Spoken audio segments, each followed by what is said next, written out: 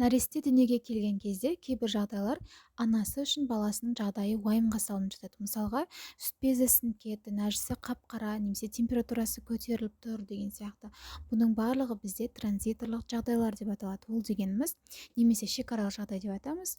Ол яғни бала жатырдан сыртқа шыққаннан кейін сыртқы ортаға бейімделу, яғни адаптация кезеңі болып саналады.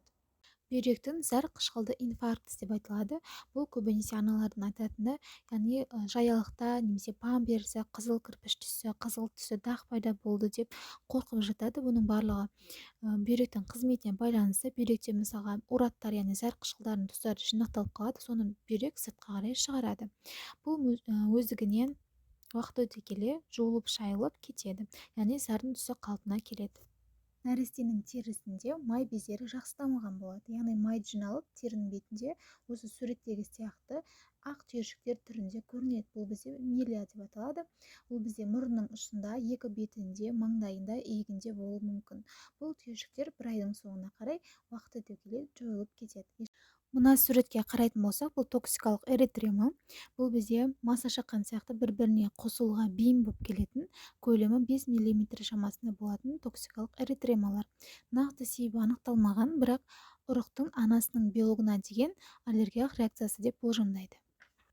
Нәрестенің 2-5 күндері алғашқында температурасы 38,5 кейден көтерілуі, тіпті 39-ға дейін көтерілуі мүмкін. Бұл кезде оларда ағзаның осы қызуды реттейтін орталығының толық жетілмеуі салдарынан болады. Бір айға дейін 37,5 кейден температурасының көтерілуі қалыпты болып саналады. Себебі организмде сусынданулар, дұрыс тамақтана алмауы болуы мүмкін, және де ол осы кезде толық бір айда температурасының реттеп отыратын орталықтар жетілгеннен кейін қалыпқа келе бастайды. Бұндай кезде қатты қалың киіндіруге, орап тастауға болмайды. Келесі бізде салмағының физиологиялық азаюы. Бала туғанда 4-5%-тен 10% кейіннен салмағы азаятын болса, ол бізде қалыпты болып саналады. Кейіннен уже 10-шы күндерден бастап оның салмағы қайта қалпына келе бастайды. Тіпті егер анасының сүті мол болса, 6-7 күнде қалпына келуі мүмкін. Физиологиялық сарғаю алғашқы 2-3 тәулікте басталады. Жаңа туған балалардың 70%-іне 7-10 күнде өздігінен қалпына келеді. Кейбіреулерде 14 күнге дейін созылуы мүмкін, бірақ одан да егер организм өзі үлгере алмай жатса, мысалы билирубин деңгейі қатты жоғары болған кезде міндетті түрде фотолампа алу керек. Бұл сарғаю неліктен болады?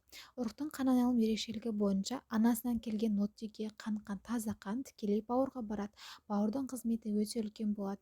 Сондықтан да ол физиология сарғаю кезде гемолиз өте үлкен деңгейде жүреді, яғни гемолиз дегеніміз эритроциттердің жойылып отыруы, яғни бұл қарқынды түрде жүргенде сарғаю болады.